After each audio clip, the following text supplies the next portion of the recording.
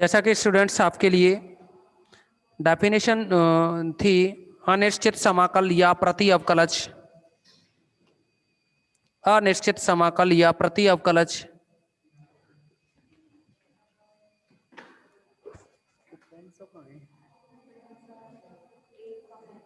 कोई दिक्कत नहीं। अनिश्चित समाकल या प्रति अवकलज, तो इसमें आप लिखेंगे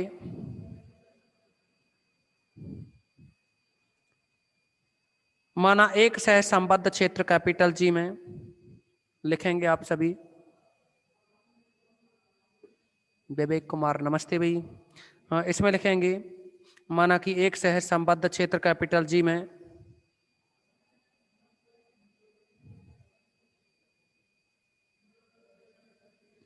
एफ ऑफ जेड एक मानीय विश्लेषिक फलन है। एफ ऑफ जेड एक मानीय विश्लेषिक फलन है।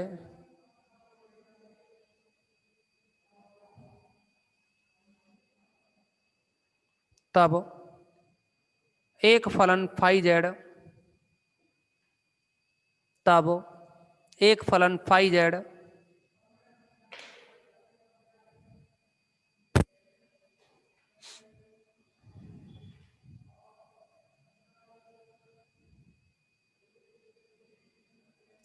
फलन एफ ऑफ जेड का, एक फलन फाई जेड फलन एफ ऑफ जेड का अनिश्चित समाकल, अनिश्चित समाकल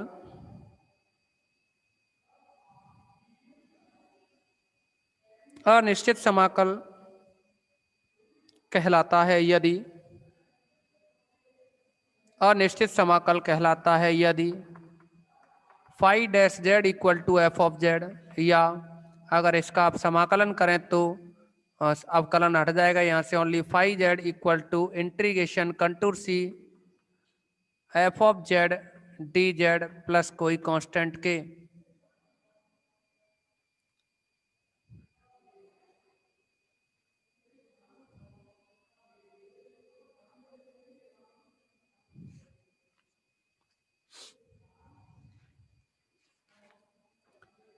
अब आपके लिए एक थ्योरम आएगी इसमें,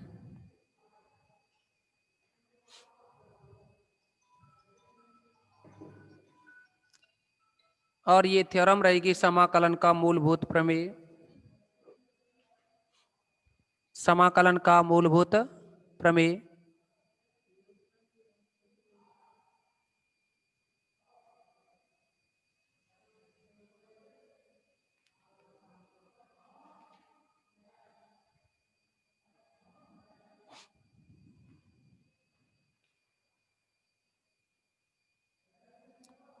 समाकलन का मूलभूत प्रमेय।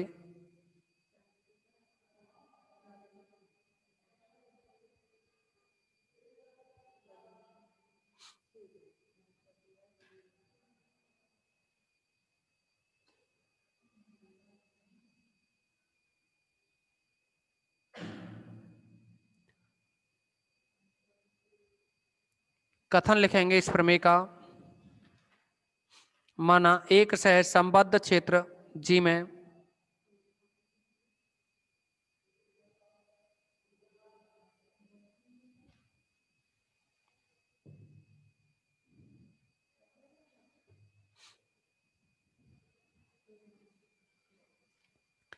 माना एक सह संबद्ध क्षेत्र कैपिटल जी में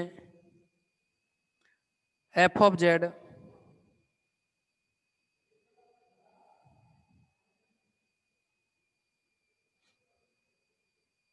एक मानी विश्लेषिक फलन है।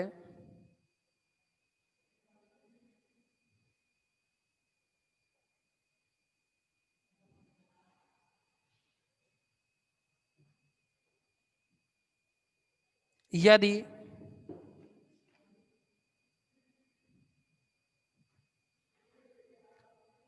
यदि A comma B belongs to capital G, तब A to B F of Z D Z equal to five B minus five ए।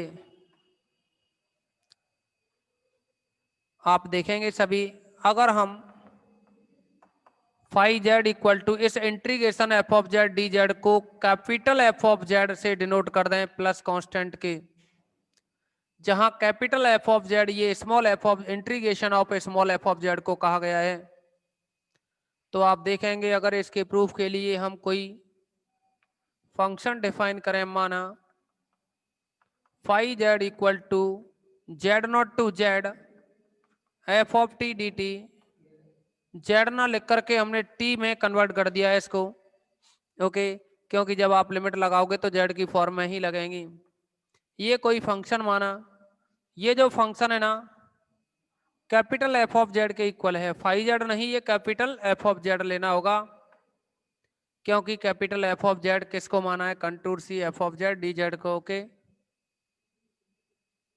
ये है अपने पास कैपिटल एफ ऑफ जेड की वैल्यू, जो कि Z naught to Z F of Z D Z. और आपको थ्योरम में दिया है, थ्योरम का देखो एक लाइन और बढ़ा देंगे आप इस थ्योरम के स्टेट में,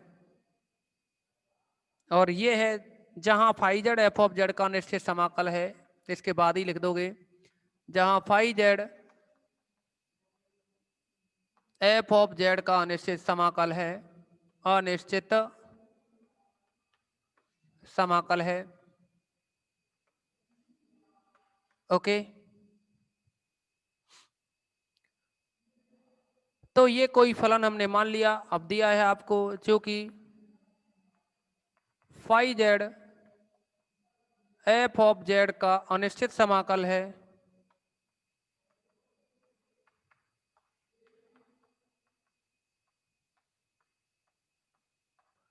phi Z F of Z का अनिश्चित समाकल है, तब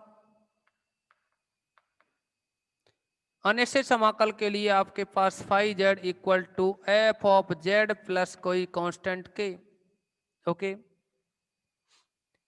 अब देखिए हमसे जो प्रूफ करवाया है वो है five B minus five A, तो एक बार तो आप जेड की जगह बी लिख दें, एक बार जेड की जगह ए लिख दें, तो ये बन जाएगा five B minus five A equal to, five B का मतलब है जेड की जगह बी लिखना है, तो ये बनेगा एफ ऑफ बी।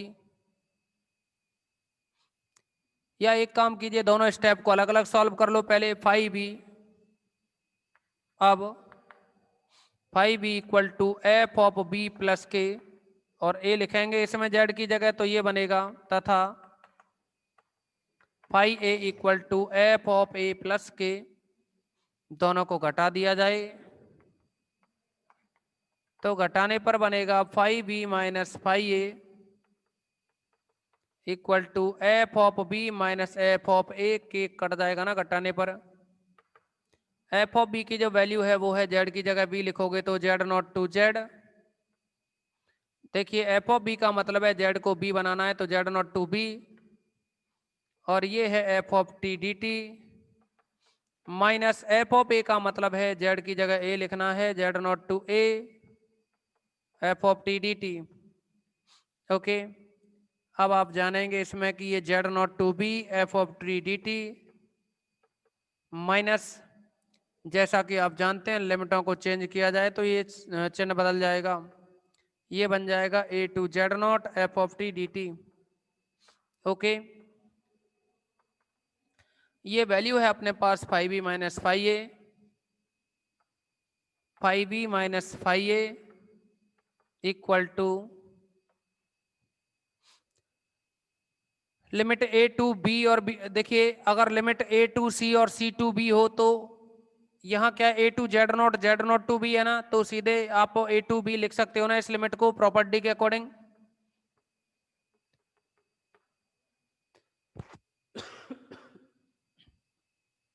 ये बन जाएगा F of T D T, okay. अब आप ये भी जानते हैं कि प्रॉपर्टी नंबर फर्स्ट के अकॉर्डिंग इंटीग्रेशन की जो प्रॉपर्टी है इस टी को जेड में रिप्लेस कर सकते हैं, A to B F of Z D Z, okay.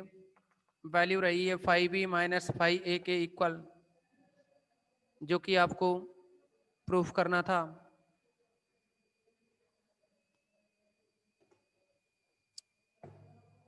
ये इस थ्योरम का प्रूफ है। स्क्रीनशॉट लेंगे सभी स्टूडेंट इसका।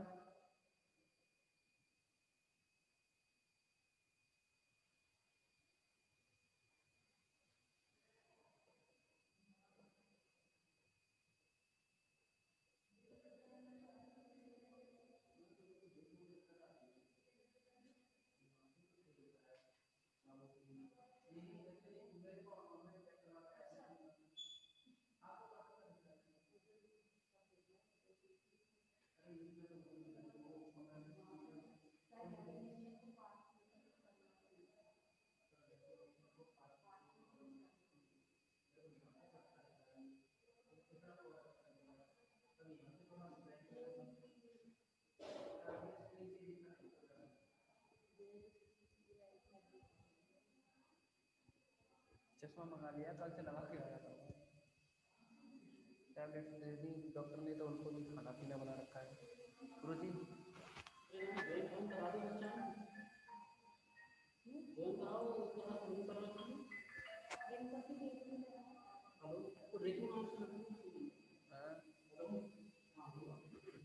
जो ज्यादा भी है ना, घनिष्ठ घनिष्ठ ने जुड़वा जाओ में। हमने तो कोई की ना कही, हमने तो ये खूब अच्छी है, बाकी कह रखी बाको कॉलेज थे मतलब ही ना सोनिया भाई हुई रख ली हुई कोई शादी वादी में ऊपर ही सर्च करके देखो।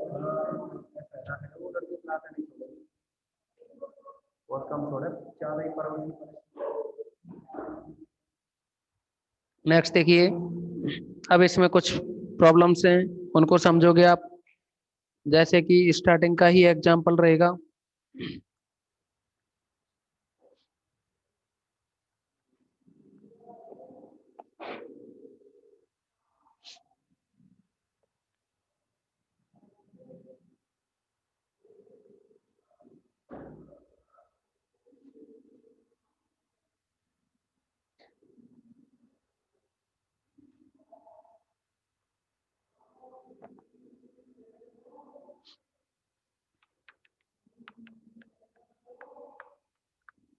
Example 7.9.1, 0 to 1 plus iota Z square D Z I equal to, आप इसको 0 प्लस 0 आयोटा लिख सकते हैं ना। अब देखिए, आपको लास्ट जो मीटिंग थी पिछली, उसमें बताया था कि समाकलन, अगर कोई फलन एफ ऑफ जेड विश्लेषिक हो, कोई भी फलन जो एफ ऑफ जेड है वो क्या है, विश्लेषिक हो, तो उसका जो समाकल है किन्हीं दो बिंदुओं को मिलाने वाले पथ से स्वतंत्र होता है। क्या होता है? किन्हीं भी दो बिंदुओं को मिलाने वाले, किन्हीं भी दो बिंदुओं को मिलाने वाले पथ से स्वतंत्र होता है। तो देखिए, यहाँ जो एफ ऑफ जेड का मान है, F of Z equal to Z square है, और जो जेड स्क्वायर है वह एक बहुपद है, और बहुपद के बारे में आप पहले ही डिस्कस कर चुके हैं कि जो जेड स्क्वायर है ना, वो एक विश्लेषिक फलन होता है। F of Z equal to जो जेड स्क्वायर है वह क्या है, एक विश्लेषिक फलन होता है। विश्लेषिक फलन होता है, तो इसका जो समाकल बनेगा, जो कि एक विश्लेषिक फलन है, जो कि एक विश्लेषिक फलन है,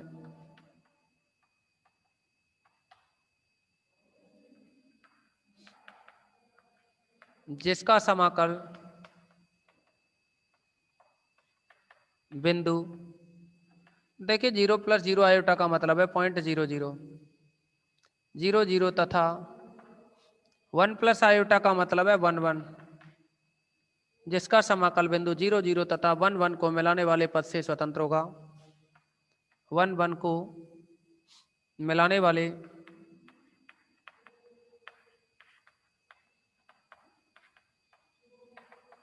पथ से स्वतंत्र होता है।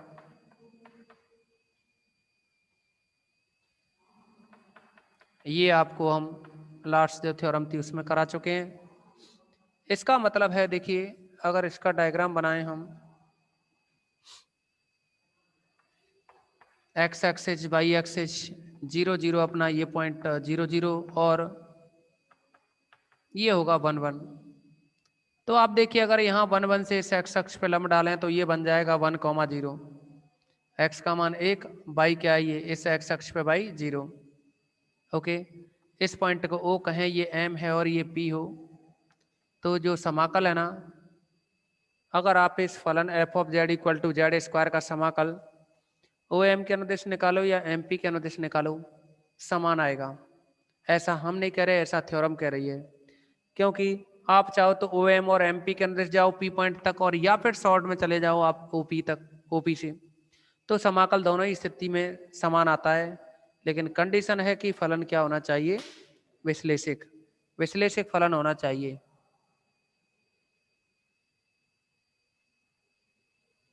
चंद्रशेखर भाई अब तो अब रिपीट नहीं हो पाएगा। अब तो पहले हम करा चुके हैं उसको, इंडेफिनेट इंटीग्रल की डेफिनेशन को।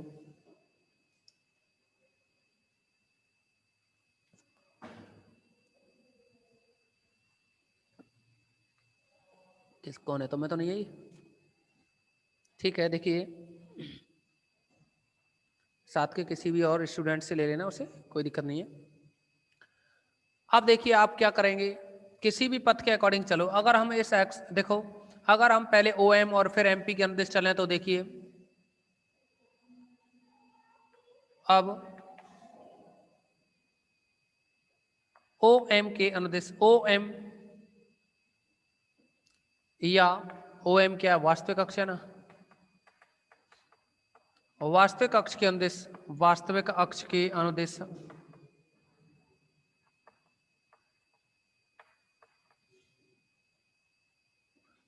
देखिए वास्तविक अक्ष के अंदर चलोगे तो y 0 होगा, इस पे क्या होगा x अक्ष पे y 0, तो फिर z का मान जो कि x प्लस आयोटा y है y 0 रख दोगे, यहां से dz निकालोगे तो dx आएगा। ओके, सेकंड देखिए काल्पनिक अक्ष के अंदर तथा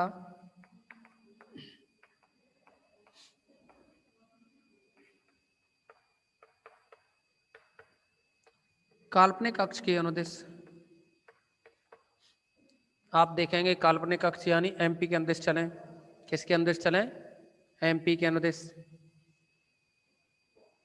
यहां आप लिख सकते हो एमपी, एमपी के अनुदिश।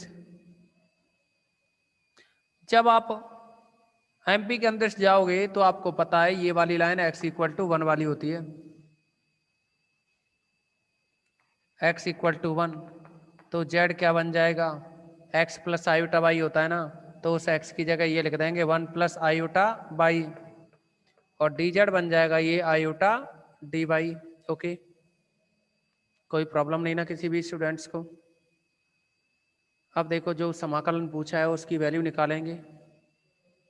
अब इंटीग्रेशन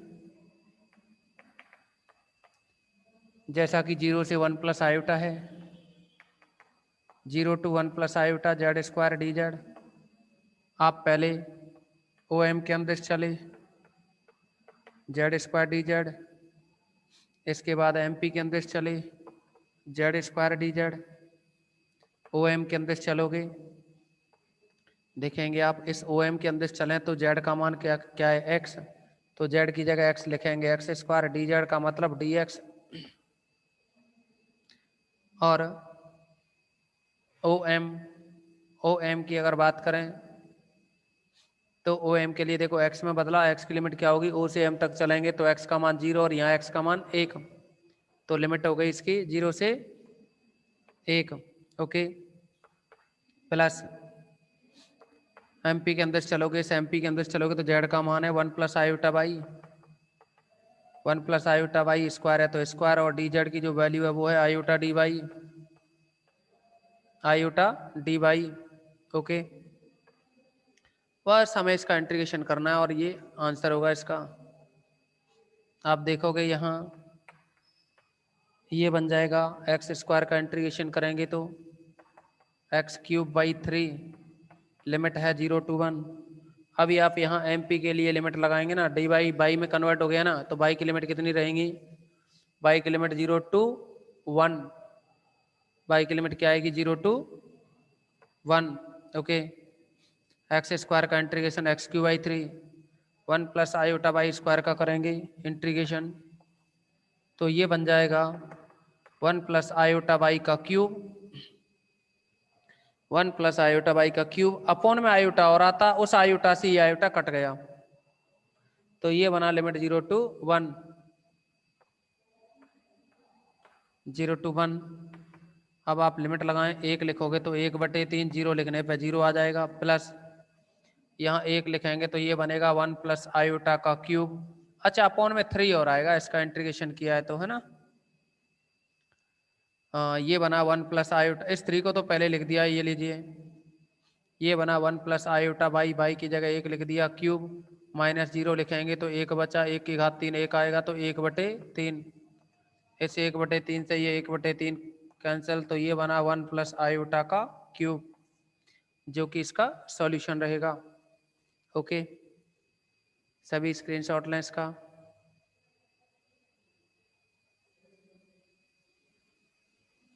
सभी स्टूडेंट स्क्रीनशॉट लें इसका।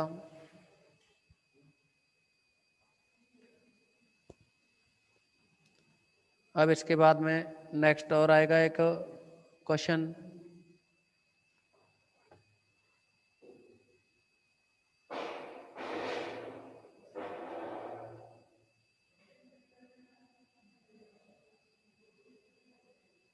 सभी स्क्रीनशॉट लो इसका। अब देखिए, इसमें एक इम्पोर्टेंट बात बताने जा रहे हैं आपके लिए।